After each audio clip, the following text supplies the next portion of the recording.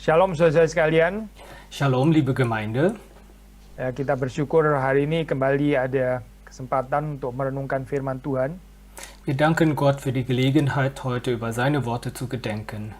Dan kita akan membaca dari Injil Matius, pasal yang kelima. Wir lesen gemeinsam von Matthäus Evangelium 5. Kita membaca ayat ke-43 sampai dengan ayat ke-48.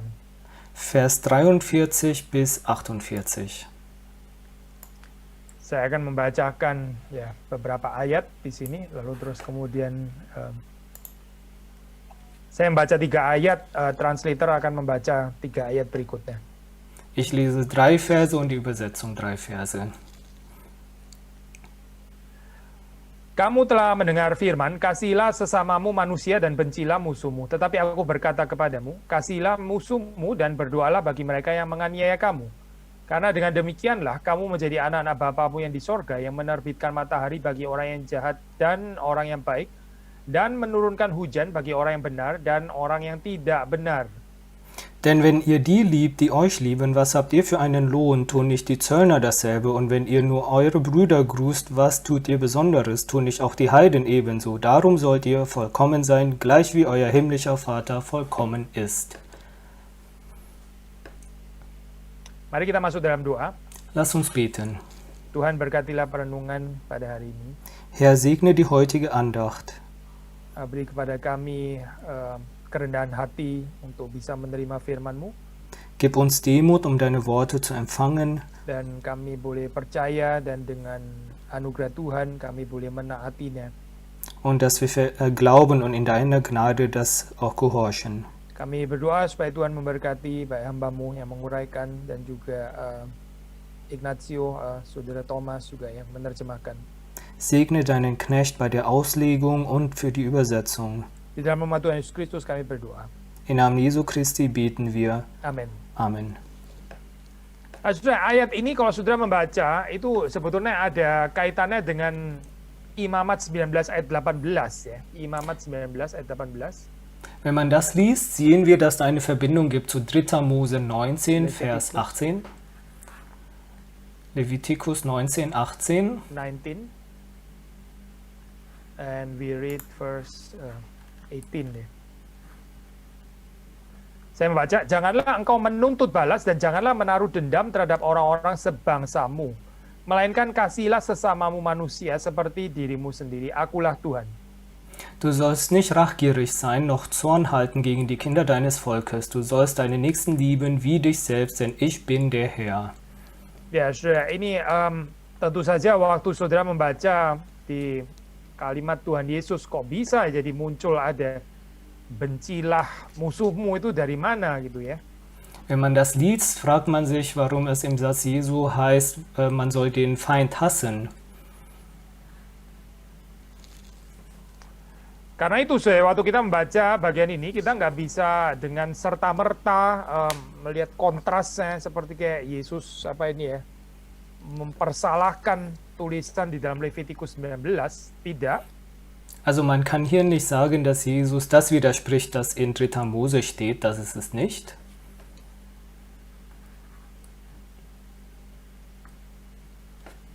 Tapi Yesus sebetulnya sedang defend gitu ya, sedang melakukan pembelaan terhadap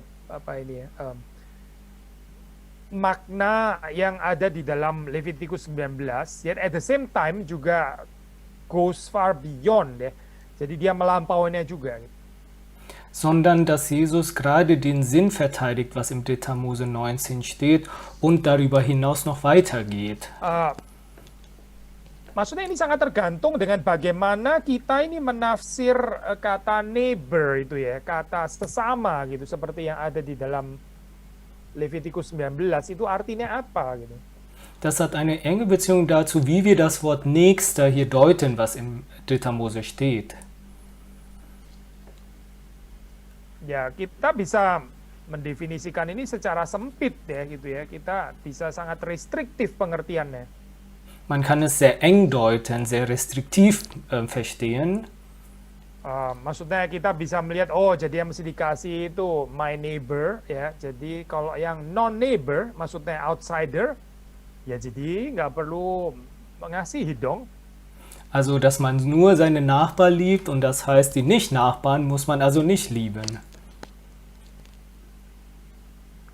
Dari situ terus kemudian muncul interpretasi populer ini ya, hate your enemy, karena saya nggak obliged untuk mengasihi yang non-neighbors tadi.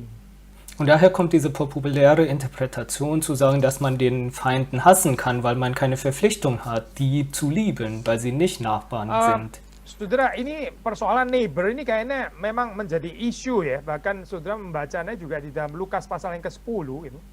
Und das Problem mit Nächster oder Nachbar, es kommt auch nochmal vor in Lukas Jadi di situ ada 10. seorang lawyer ya, seorang ahli Taurat yang terus kemudian ya menanyakan who is my neighbor gitu. Apa sih sebetulnya neighbor? Neighbor saya itu siapa gitu. Da fragt ein Schriftgelehrter, wer mein Nachbar ist. Ya tentu saja kita tahu kalimat itu diucapkan oleh lawyer ini dengan tidak sincere, tapi seperti Alkitab mengatakan untuk membenarkan dirinya, to justify himself. Wir wissen, dass er die Frage nicht ehrlich gefragt hat, sondern um sich selber rechtfertigen. Tetapi yang kita bisa belajar di sini ya, maksudnya inilah keberdosaan manusia yang mendefinisikan dengan semaunya tetangga atau sesama yang perlu dikasih itu siapa. Aber hier lernen wir, dass gerade das Sündhafte der Menschen versucht, dieses Nachbarn zu deuten, wie sie es selber wollen. Ya, dan di sinilah saya apa keindahan atau kepentingan, significance daripada perikop yang kita baca ini. Und gerade hier ist die Wichtigkeit und die Schönheit von dem Teil, was wir gerade gelesen haben. Nah, so waktu saudara membaca di situ ajaran atau perintah bahkan ya Yesus Kristus untuk mengasihi musuh, ya ini bisa kedengaran sebagai sesuatu yang apa ya, ini utopia atau bagaimana ya ini. Hier lesen wir die Einladung oder das Gebot Jesu, die Feinde zu lieben. Man fragt, ob das nicht ein bisschen utopisch sei. Tetapi begini saya, kita mesti mengerti firman Tuhan ya, itu bukan berdasarkan sesuatu yang ya kita anggap itu bisa berfungsi secara pragmatik gitu, baru itu benar, bukan demikian. Aber wir können nicht Gottes Wort verstehen in etwas, nur wenn es pragmatisch zu verstehen ist, dass es dann richtig oder wahrhaftig ist. Tetapi firman Tuhan itu dibangun sebagai satu refleksi ya dari karakter Allah sendiri, dan itu yang mau dikejar di sini, yang mau diajarkan di sini. Sondern dass Gottes Wort aufgebaut wurde als Reflexion Gott selbst. Nah, so kalau saya membaca di dalam ini ya, Matius di dalam khotbah di bukit ini kan ada istilah greater righteousness atau better righteousness ya, keagamaan yang lebih baik daripada orang-orang Farisi ya, terjemahan bahasa Inggrisnya pakai istilah better righteousness ya. Und das lesen wir in Matthäus in der Bergpredigt. Hier wird gesprochen über eine höhere Gerechtigkeit oder höhere Religion, bessere Gerechtigkeit. Apa artinya greater atau better righteousness ini? Was bedeutet hier die höhere Gerechtigkeit? Nah, kita bisa membaca kulminasinya di dalam perikop ini ya. Sebelumnya, kalau sudah membaca di dalam bagian-bagian sebelumnya itu ada 6 examples ya, ada contoh-contoh di situ, kasus-kasus gitu yang dibahas, dan ini adalah boleh dibilang summary-nya sebenarnya perikop ini. Und wir lesen hier die Zusammenfassung von denen. In den vorherigen Kapiteln lesen wir 6 Beispiele, die Zusammenfassung in dem Teil ist, was wir gerade gelesen haben. Sekali lagi saya kembali kepada Levitikus 19 tadi ya, yang seolah-olah dengannya Yesus berpolemik seolah-olah. Und zurück zu 3. Mose 19, mit dem Jesu anscheinend eine Polemik hatte. Ya, tadi kita mengatakan ini berkembang interpretasi ini ya, populer di kalangan orang-orang Yahudi ya. Kalau saya hanya perlu mengasihi sesama saya, my neighbor, ya berarti mereka yang nggak belong to my neighbor, ya saya nggak perlu mengasihinya, alias saya boleh membencinya. Und das ist die Wir haben gesagt, das ist die populäre Ansicht der Juden, die gesagt haben, also müssen wir nur unsere Nachbarn lieben und die nicht unsere Nachbarn sind, muss man also nicht lieben, darf man sogar Nah, hassen. so di dalam zaman ini ya, zaman apa itu Yesus itu ada namanya Qumran Community, ini kelompok Qumran. Zu Zeiten Jesu gab es diese Qumran-Community. Ya, mereka ini satu komunitas yang usaha untuk hidup radikal ya. Und die haben ein radikales Leben geführt. Dan ya ada kutipan ini ya dari aturan rule Qumran yang berbunyi seperti ini ya. Und ein Zitat deren Gesetze lautet: Halo? Ya, dan saudara bisa mendengarkan ini, saya coba kutip di dalam bahasa Inggris ya. To love all the sons of light and to hate all the sons of darkness. Itu aturan apa, rule apa untuk mengasihi anak-anak terang dan bersamaan dengan itu ya membenci anak-anak kegelapan gitu ya. So, saudara bisa melihat di sini ya mungkin saja ini resepsi populer itu juga berasal dari Qumran rule ini ya. Also man sieht, dass diese populäre Rezeption auch von diesem Qumran-Gesetz gekommen ist. Ada satu penafsir ini ya, Jörg Jeremias, dia ini penafsir Jerman, dia ya mencoba untuk bikin apa ini namanya ya, semacam parafrase gitu ya, untuk memudahkan kita lebih mengerti. Also ein Theolog, Georg Jeremias, er hat das paraphrasiert, damit wir es besser verstehen können. Ya, jadi dia menerjemahkan seperti ini.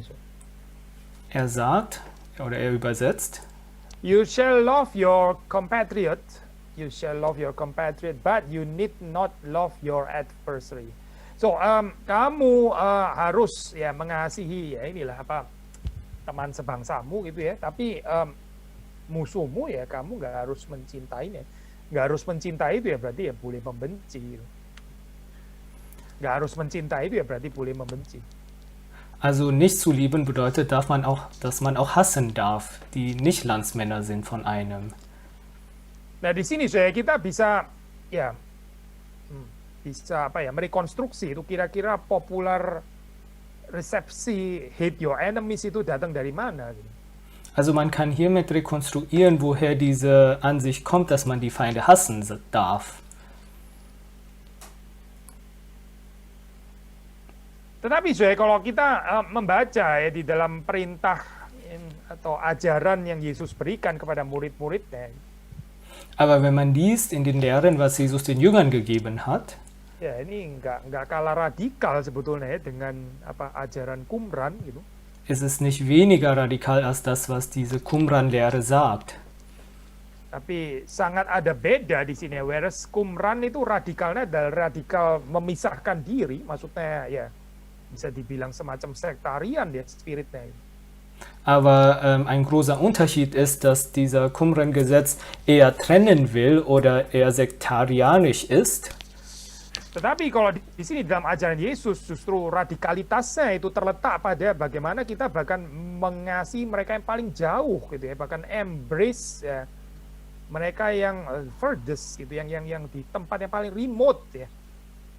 Und die Radikalität der Lehre Christi ist sogar die zu leben, die am entferntesten sind von einem.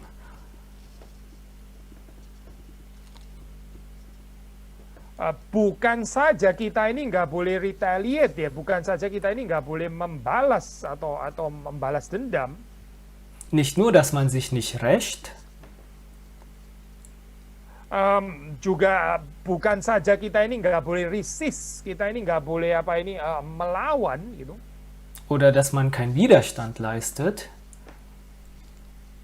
Tetapi bahkan kita diajak untuk mendoakan ya, atau mengharapkan yang baik bagi mereka yang menganiaya kita.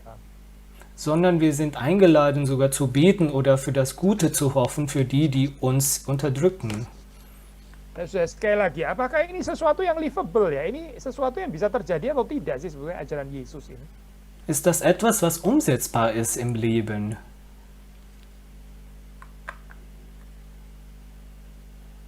Saudara bisa melihatnya di dalam kehidupan Yesus sendiri. Und das sieht man in dem Leben Jesus an sich. Ya, perkataannya di atas kayu salib. Seine Worte auf dem Kreuz. Ya Bapa, ampunilah mereka, ya, sebab mereka tidak tahu apa yang mereka perbuat. Vater, vergib sie, denn sie wissen nicht, was sie tun. Saudara mungkin mengatakan, ya ini Tuhan Yesus ya, ya Tuhan Yesus. Tapi kita kan manusia ya, kita kan manusia berdosa. Wir sagen vielleicht, ja, das ist ja Jesus, aber wir sind ja sündige Menschen. Tetapi Yesus juga adalah manusia sejati. Aber Jesus ist ja auch ein wahrhaftiger Mensch. Dan di dalam Yesus ya, kita bisa mendapatkan kekayaan cinta yang seperti ini juga sebetulnya. Und in Jesus können wir dieses Reichtum der Liebe bekommen. Tentu dari kekuatan kita sendiri, dari kekuatan cinta kita sendiri nggak mungkin betul saya. Natürlich können wir aus eigener Kraft, aus eigener Liebe das nicht Tapi di leisten. dalam Kristus ini bisa terjadi. Aber in Christus können wir das. Dan saudara membaca itu di dalam kehidupan Stefanus, martir yang dicatat di dalam Kisah Para Rasul misalnya. Das lesen wir auch im Leben von Stephanus, den Märtyrer, der in Apostelgeschichte geschrieben. Saudara membaca di situ ya, ini perkataan terakhirnya itu juga sangat-sangat serupa dengan apa yang dikatakan oleh Yesus Kristus. Denn seine letzten Worte ähneln auch sehr die letzten Worte von Christus am Kreuz. Coba kita baca Acts 7 ya, Acts 7 kita membaca Kisah Rasul pasal yang ke-7 ayat yang ke-60. Wir lesen Apostelgeschichte 7, Vers 60. Sambil berlutut ia, yaitu Stephen, berseru dengan suara nyaring, Tuhan janganlah tanggungkan dosa ini kepada mereka. Er kniete aber nieder und schrie laut, Herr, behalte ihnen diese Sünde nicht. Nah saudara, sekali lagi, ini berarti betul-betul bisa terjadi kan? Also kann man es tatsächlich tun im Leben. Ya, inilah artinya martir ya. Martir itu artinya apa? Seorang saksi. Stefanus itu betul-betul adalah seorang saksi, saksi yang menunjuk kepada Kristus. Und das bedeutet auch Märtyrer, ein Zeuge, der auf Christus zeigt. Ya, di dalam kesaksiannya itu Stefanus sungguh-sungguh mempermuliakan Kristus. In seinem Zeugnis verherrlicht er Christus wahrhaftig. Jadi di dalam kesaksian ini ada pengharapan ya, orang-orang yang keras hatinya yang dipenuhi dengan hatred, kebencian itu, mereka bisa melihat terang. Und in diesem Zeugnis gibt es Hoffnung für die, dessen Herz verhärtet ist, im Dunkeln ist, dass sie das Licht bekommen können Dan und ini sehen können. bukan kebetulan kita tahu ya, Saulus itu ada di sana pada saat itu ya. Saul ini maksudnya yang terus kemudian menjadi Paulus itu ya. Itu dia ada di sana menyaksikan ini kan. Und wir wissen, dass es kein Zufall ist, dass Saulus, der ja später Paulus wurde, auch da war und es gesehen hatte. Jadi apa sih ini apa inti daripada atau goal katakanlah ya dari loving our enemies? Was ist also das Ziel von die Feinde zu lieben? Ya tentu saja bukan supaya menunjukkan kerohanian kita sendiri, ini bukan tentang kita kok. Nicht um seine eigene Religiosität zu zeigen, es geht nicht um uns. Ya, tapi ini adalah untuk memberi segala kemuliaan kepada Kristus yang telah mendahului kita. Sondern alle Herrlichkeit Christus zu geben, der uns vorangegangen ist. Menunjuk points to Christ yang menjadi model daripada mengasihi musuh ini. Und zu Christus zu zeigen, als Vorbild seine Feinde zu Dan lieben. juga pada akhirnya supaya orang itu boleh melihat ya kesaksian ini sebagai terang yang menerangi hati mereka yang gelap. Und letztendlich, dass Leute sehen, dass dieses Zeugnis ein Licht ist, das ihren dunklen Herzen erleuchtet. Tapi kita tetap nggak boleh salah mengerti ya, soalnya ini apa mengasihi musuh ini bukan berarti terus memberi diri untuk dibully, pasti bukan itu ya. Man darf es auch nicht falsch verstehen, bedeutet nicht, dass man sich gibt, um gemobbt zu werden. Ya, kalau saudara membaca di dalam Injil sendiri, Yesus juga ada reaksi yang apa ya, polemical terhadap the scribes, Pharisees, itu dicatat ya di dalam Injil. Wir lesen auch in der Bibel nämlich, dass auch Jesus polemische Reaktionen hatte zu den Pharisäern und Schriftgelehrten, die in der Bibel steht. Seperti dikatakan oleh R.T. France, ya, dia mengatakan seperti ini ya. Jadi saya kutip saja. His concept of love is apparently not at the level of simply being nice to people and of allowing error to go unchallenged. Saya terjemahkan ya.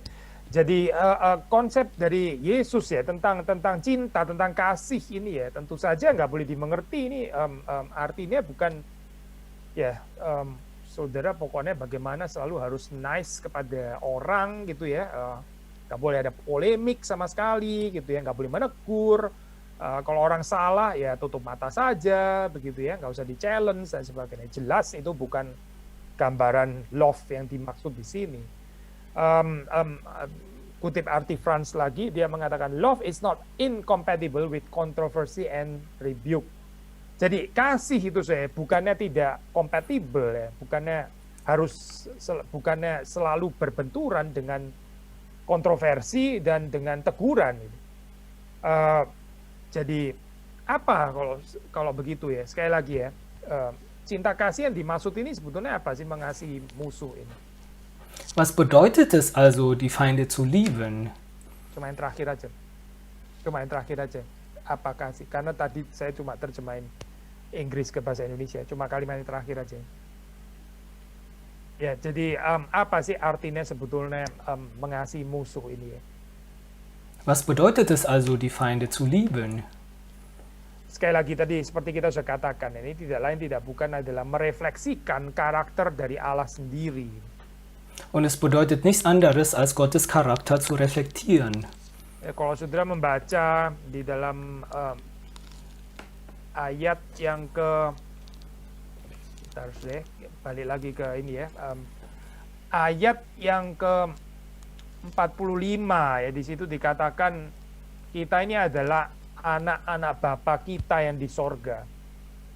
Wie wir im Vers 45 lesen, auf dass ihr Kinder eures Vaters im Himmel seid.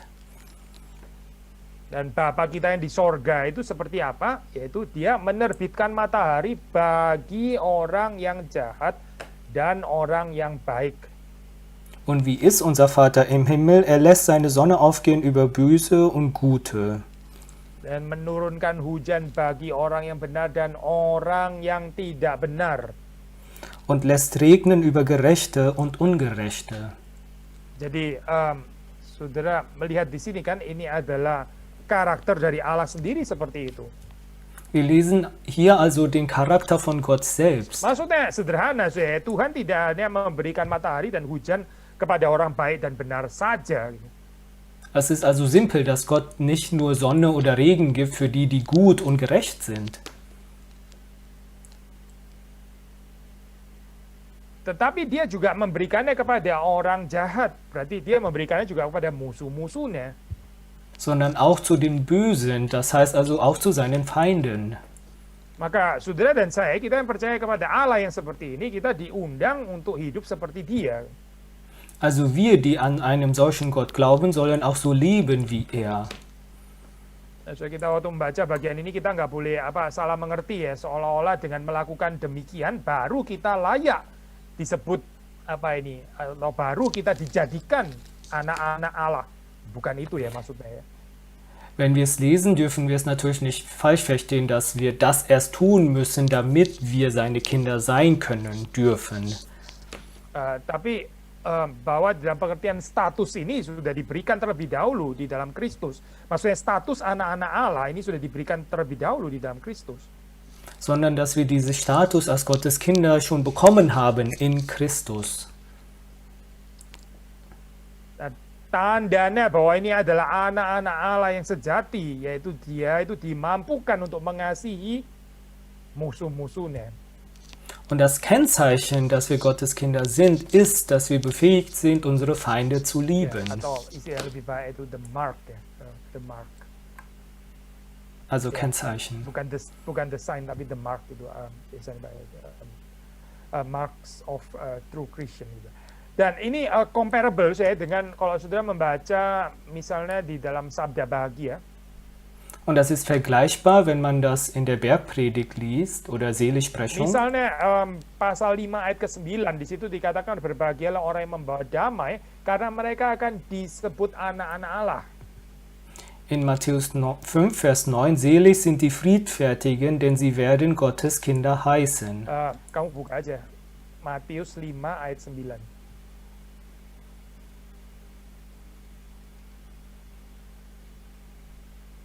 Selig sind die Friedfertigen, denn sie werden Gottes Kinder heißen. Memang ada kata sambung karena gitu ya.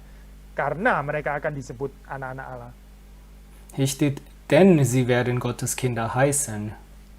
Ya, tapi kita nggak boleh mengerti, oh ini orang yang berhasil ya di dalam membawa damai, baru mereka boleh disebut anak-anak Allah. Bukan itu saya artinya. Das bedeutet aber nicht, erst die es geschafft haben, friedfertig zu sein, erst dann können sie Gottes Kinder heißen. Das bedeutet Tapi das nicht. justru pengertiannya adalah karena mereka ini adalah anak-anak Allah, makanya mereka ini seharusnya sudah sepatutnya, sudah selayaknya membawa damai. Sondern weil sie Gottes Kinder sind, sollten sie friedfertig sein. Das ist normal so. Jadi ini adalah agen tanda ya, the mark of anak-anak Allah yang sejati, yaitu menjadi pembawa damai atau peacemaker. Also das ist Erkennungszeichen von Gottes Kinder, dass sie friedfertig sind.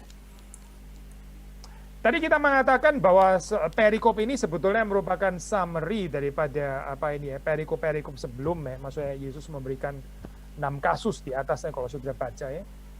Wir haben auch vorher gesagt, dass dieser Kapitel eine Zusammenfassung ist von den vorherigen Kapiteln, wo es 6 Fallbeispiele Ini gab. ada summary ya, kita bisa mengatakan seperti itu, yaitu waktu kita membaca ayat yang ke 48 ya.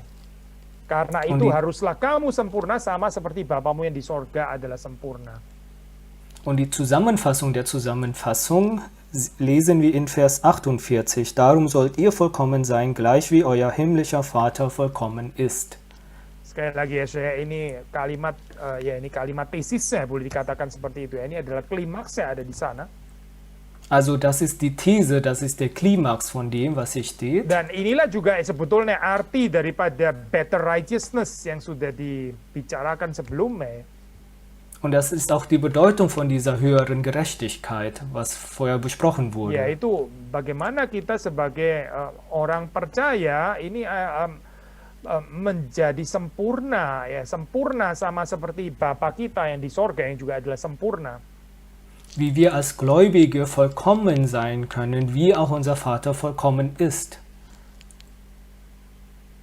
Jadi sekali lagi kita melihat di sini bahwa kehidupan daripada para murid ini seharusnya di-inspired ya, diinspirasi bukan berdasarkan kaidah-kaidah atau norma-norma yang ada di dalam masyarakat atau even Jewish society. Wir sehen wiederum, dass das Leben der Jünger nicht inspiriert sein sollte durch die gesellschaftlichen oder jüdischen Normen zu dieser Zeit, wo sie lebten. Ya, by the Jews, maksudnya di dalam zaman Yesus waktu itu ya, murid-murid pada zaman itu. Also zu deren Zeit die Normen, die da gelten. Ya, tapi harusnya itu di-inspired oleh karakter Allah sendiri. Sondern inspiriert von Gottes Charakter selbst. Nah, saudara melihat di sepanjang sejarah, bukan cuma di Jewish society ya, tapi ini berulang-ulang terus ya. Bagaimana God-given law itu Taurat atau hukum perintah yang diberikan Allah itu seringkali dimodifikasi demikian rupa ya, sehingga jadi confirm dengan norma-norma masyarakat yang sudah established. Und wir sehen das in der ganzen Lauf der Geschichte, dass es nicht nur im jüdischen Zeitalter ist, dass die Gesetze Gottes verändert wurden, damit es den tagtäglichen Normen der Gesellschaft entspricht. Ya, hati-hati ini juga kita nggak kebal ya saudara, hidup di Eropa waktu kita baca firman Tuhan, waktu kita baca Alkitab, jangan-jangan kita modifikasi juga supaya jadi conform dengan European culture lagi. Auch wir sind davon nicht beschützt. Wir sollten vorsichtig sein, nicht, dass wir, wenn wir die Bibel lesen, das auch so verändern, damit es der europäischen Kultur entspricht.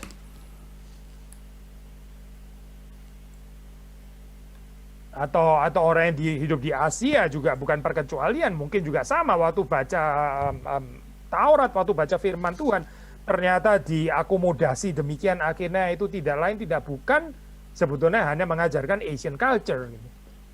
Das gilt auch für uns, die in Asien leben, dass wenn wir das lesen, so akkommodieren die Worte Gottes, dass es den asiatischen Kulturen und Lehren entspricht. Nah, ini yang terjadi di dalam zaman Yesus kan juga seperti itu ya, dikonfirm dengan norms Jewish society pada saat itu. Denn das passierte auch zu Jesu Zeit, dass es konformiert wurde mit der jüdischen Kultur.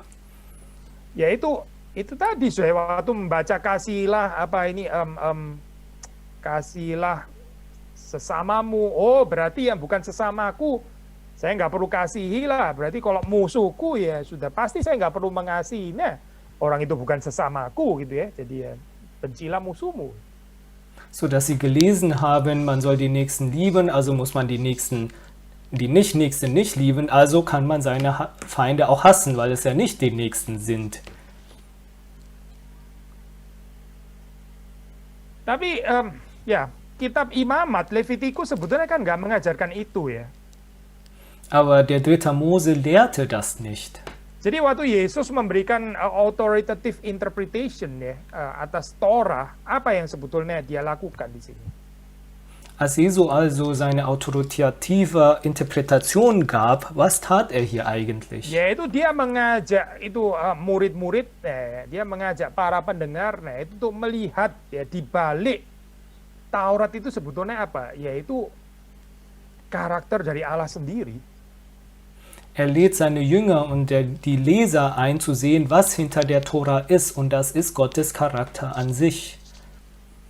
Sudah, kalau kita nggak mengerti ini ya, waktu kita mendengar firman Tuhan ya, jangan-jangan kita hanya berurusan dengan wejangan-wejangan moral ya, dengan apa ya, merely moral instructions itu, instead of God's own character. Und wenn wir das nicht verstehen, kann es sein, dass wir Gottes Worte lesen und denken, wir haben hier nur mit moralischen Instruktionen zu tun und nicht mit Gottes eigenen Charakter. Maka waktu kita merenungkan perintah Tuhan ya, Taurat Tuhan, jangan kita tidak melihat karakter Allah di baliknya. So dass es nicht sein soll, dass wenn wir über Gottes Worte lesen, sollen wir immer über Gottes Charakter auch nachdenken dahinter. Dan ya, God's character yang ditekankan di dalam ayat yang terakhir ini adalah kesempurnaan di sini ya. Und Gottes Charakter, das hier betont wurde, ist die Vollkommenheit. Ini di dalam bahasa Yunani pakai istilah teleios ya, teleios. Auf Griechisch heißt es hier Teleos. Dan ya ini kalau mengambil apa paralel Hebrew ya, itu Hebrew itu pakai istilah tamim. Und die parallel hebräische Übersetzung ist Tamim. Ya, tamim itu kalau diterjemahkan ini bisa artinya itu complete ya, bisa blameless ya, perfect itu artinya. Und Tamim kann bedeuten komplett, fehlerfrei oder perfekt. Ya, complete. Dan teleos ini saya adalah terjemahan Septuagint ya, terjemahan Septuagint dari kata Hebrew tamim ini. Und Teleos ist eine Septuagine Übersetzung von diesem Wort Tamim auf Jadi Hebräisch. saudara bisa melihat apa ya ini ya, bedeutung spektrum ya gitu ya, range of meanings dari kata ini gitu, perfection, perfect Wir itu sehen apa? damit einen Bedeutungsspektrum von diesem Wort perfekt oder vollkommen, das hier steht. Nah, istilah ini kalau di dalam Perjanjian Baru, saudara bisa membacanya di dalam 1 Korintus pasal 2, ya, pasal 14, Filipi ayat 3. Im Neuen Testament lesen wir dieses Wort auch in 1. Korinther 2 oder Kapitel 14 oder Philippa 3. Ya, Philippians chapter 3 or 1 Corinthians chapter 14 ya. Nah, di situ artinya saya ini again bedo hitung spektrumnya itu seputar spiritual maturity ya, kedewasaan rohani di sini artinya. Und der Bedeutungsspektrum hier ist spirituelle Erwachsensein. Matius sendiri menggunakan istilah yang sama ini ya, teleos. Ini muncul lagi di dalam 19 ayat 21. Nah, kita mau baca bagian ini, saya. 19 ayat 21. Matthäus selbst benutzt dieses in Matthäus 19, Vers 21. Injilnya 19, 21. Kamu terjemahin dulu. Matius pakai ini di dalam 19 ayat 21. Also Matthäus benutzt diesen Satz auch in Matthäus 19, Vers 21. Ya, sudah membaca di Injil Matius di sini ya. Ini kan cerita tentang orang muda yang kaya itu ya. Yang tanya tentang hidup, memperoleh hidup yang kekal. Hier steht da die Geschichte von dem jungen, reichen Mann. Er fragt, wie er das ewige Leben erlangen kann. Ini juga ada paralelnya di dalam Lukas, ya, di dalam Markus. Hier gibt es auch eine Parallele in Lukas und Markus Evangelium. Nah, sudah membaca dalam ayat ke-21, Yesus di situ mengatakan, berkata kepadanya, jikalau engkau hendak teleios, jikalau engkau hendak sempurna, ya, pergilah jualah segala milikmu dan berikanlah itu kepada orang-orang miskin, maka engkau akan beroleh harta di sorga, kemudian datanglah kemari dan ikutlah aku. Und hier steht Vers 21, Jesus sprach zu ihm, willst du vollkommen sein, willst du Teleos sein, so gehe hin, verkaufe, was du hast und gib es den Armen, so wirst Jadi du apa einen di Schatz sini im Himmel artinya haben. teleos, apa artinya sempurna di sini ya? Also was bedeutet hier Teleos oder Ya vollkommen? di sini berarti bicara tentang again ya ini better righteousness ya, higher righteousness, better atau higher level of commitment seperti dikatakan Artie Franz ya. Also hier bedeutet es wiederum diese höhere Gerechtigkeit, die auch Artie Franz gesagt hat, diesen höheren Seperti dikatakan oleh Commitment, Artie Franz. die auch Artie Franz gesagt hat. Yaitu dengan ya ini ya orang kaya ini menjual segala miliknya. Indem dieser reiche Mann alles verkauft hätte. Ya, dan ini kontras dengan ya tanggapan dia ya itu waktu dia menjawab di dalam ayat ke-20 sebelumnya kan dia mengatakan semua itu ya perintah Allah itu telah kuturuti. Semuanya itu telah kuturuti ya, dia bilang seperti itu kan di dalam ayat ke-20. Und das ist ein großer Kontrast zu dem, was er gesagt habe. Das habe ich alles getan, steht hier. Nah inilah saya seringkali sikap manusia ya, dia merasa telah menuruti perintah Allah. Das ist oft das Verhalten der Menschen, zu denken, dass man schon alles getan hat. Ya, dia merasa telah telah berhasil untuk melakukannya. Dass man mit Erfolg schon alles gemacht hat. Bahkan mungkin juga telah sempurna, bahkan ya tanpa mungkin unconsciously itu mempunyai satu sikap yang seperti itu. Oder unbewusst zu denken, dass man schon vollkommen ist. Nah, ini menarik ya jawaban Yesus kalau saudara membaca di dalam bagian ini ya. Yesus nggak menghina loh, misalnya dengan mengatakan waktu dia bilang semuanya telah kuturuti, mana mungkin kamu sudah menuruti semuanya. Yesus nggak menanggapi seperti itu ya, tidak. Aber Jesu Antwort ist ja auch interessant, denn er erniedrigt nicht, er sagt nicht, niemals hast du schon alles geschafft. Ya, Yesus juga nggak mengatakan, kamu liar, kamu ini pembohong, ya, self-righteous dan sebagainya. Juga nggak muncul saya di sini, tidak. Jesus sagt auch nicht, du Lügner, du Selbstgerechter. Das hat Jesus nicht gesagt. Tetapi yang muncul di sini adalah kalimat ini, jikalau engkau hendak sempurna, jikalau engkau hendak sempurna. Sondern er sprach, willst du vollkommen sein? Jadi sederhana ya saya. Ini apa yang dinyatakan, yaitu bahwa orang muda yang kaya ini memang belum sempurna. Also was hier gezeigt wird, ist sehr simpel, nämlich dass der reiche junge Mann noch nicht vollkommen ist. Ya, lalu apa itu artinya sempurna di sini ya?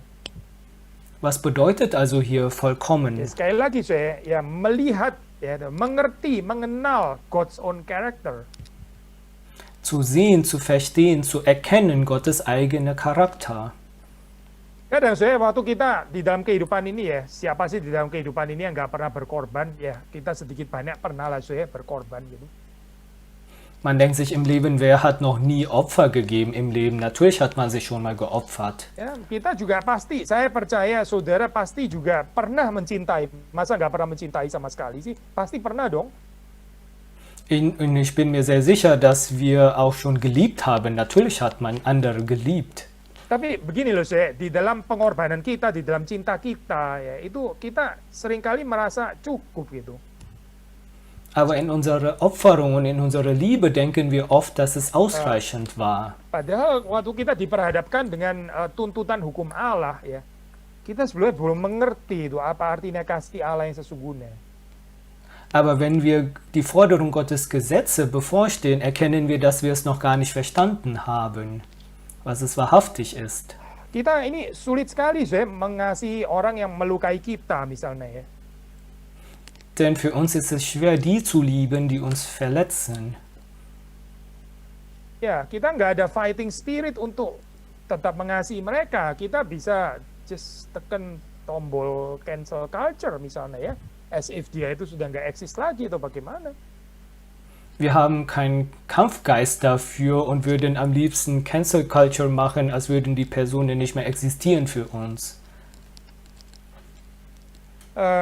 Tetapi saya, waktu kita mengenal Allah yang sejati, karakternya, Aber wenn wir den wahren Gott erkennen und dan seinen kita juga akan Charakter, mengerti bahwa Allah yang kita kenal itu adalah Allah yang mengasihi musuh-musuhnya. werden wir erkennen, dass den Gott, den wir kennen, seine Feinde liebt. Nah, saudara jangan pikir Allah nggak punya perasaan deh. Maksudnya Allah nggak mungkin terluka atau apa. Saudara jangan pikir seperti itu. Denkt nicht, dass Gott keine Gefühle hat oder dass er sich nicht verletzt werden kann. Allah itu bukan batu, saudara. Denn Gott ist kein Ya, Stein. saudara membaca di dalam Alkitab gambaran tentang pribadi ketiga, Roh Kudus misalnya jelas dikatakan dia bisa didukakan, dia can be grieved, can be quenched bahkan di situ ditulis. Denn in der Bibel können wir lesen, die dritte Person, der Heilige Geist, dass er trauern kann. Ya, Allah bukan nggak bisa berduka loh. Es bedeutet nicht, dass Gott nicht traurig werden kann. Ya, benar susah ya kalimatnya. Allah bukan tidak bisa berduka. Maksudnya Allah ya bisa berduka juga gitu ya. Also nicht, dass Gott nicht traurig werden kann. Also Gott kann traurig saudara, sein. dan saya nggak ada excuse di sini gitu. Wir haben hier also keine Ausrede. Ya, tapi ya dengan melihat kesempurnaan karakter Allah ini ya, kita bisa dibangun iman kita, cinta kasih kita untuk bertumbuh semakin dewasa, spiritual maturity, teleos itu tadi ya, sempurna. Aber in der wir die Vollkommenheit Charakter Gottes sehen, können wir aufgebaut werden im Glauben und Lieben zu dieser Di dalam hal ini Vollkommenheit. kita bisa mengatakan ya seperti yang dicatat ini ya waktu Yesus berbicara dengan Yohanes ya waktu dia mau dibaptis itu. So steht auch geschrieben, was Jesus gesagt hat, als er von Johannes getauft wurde. Yaitu waktu dia mau dibaptis, waktu Yesus mau dibaptis oleh Yohanes, Als er von Johannes getauft wurde, dia mengatakan biarlah ini semua terjadi to fulfill all righteousness. Jadi Yesus itu datang untuk menggenapkan Taurat, menggenapkan semua righteousness. möge das alles passieren, um alle Gerechtigkeit zu erfüllen. Also Jesus erfüllt Bagaimana alle sekali Tora. lagi Yesus fulfill ini ya, bagaimana Yesus menggenapi righteousness ini. Und wie hat Jesus diese Tora und Gerechtigkeit erfüllt? Ya, selain dia sendiri fulfill righteousness, dia menyatakan kesempurnaan righteousness-nya sampai mati di atas kayu salib ya, dan itu diberikannya kepada kita. Er hat diese Gerechtigkeit erfüllt und hat die Vollkommenheit gezeigt, dass er am Kreuz starb, und er gibt es auch uns über. Dan bahwa righteousness itu diberikannya kepada kita, Und diese Gerechtigkeit wurde uns übergeben.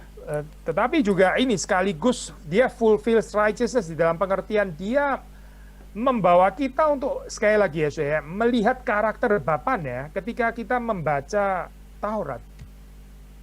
Und zugleich erfüllt er dies, indem er uns dazu führt, dass wir Gottes Di Charakter situlah saya kita erkennen. juga menjadi sempurna. Waktu kita membaca firman Tuhan, kita semakin melihat karakter Allah, kita disempurnakan. Und so werden auch wir vollkommen, wenn wir mehr und mehr Gottes Worte lesen, werden wir mehr vollkommen und kennen Gottes Charakter besser. Mari kita berdoa supaya waktu kita mendengar khotbah, waktu kita saat teduh, ya waktu kita Bible study, inilah yang kita lihat ya. Yang kita lihat itu adalah kesempurnaan karakter Allah kita. Und so lass uns beten, dass wenn wir die Bibel lesen, Andacht halten, Bibelunterricht haben, dass wir Gottes Charakter sehen und erkennen, die dahinter steht. Semakin kita mengenal Allah yang karakternya sempurna itu, semakin kehidupan kita ini diubahkan, ditransformasi, disempurnakan. Je mehr wir Gottes vollkommenen Charakter erkennen, je mehr wird unser Leben verändert Kiranya Tuhan zum Vollkommenen. berbelas kasihan kepada kita semua. Möge Gott sich über uns erbarmen.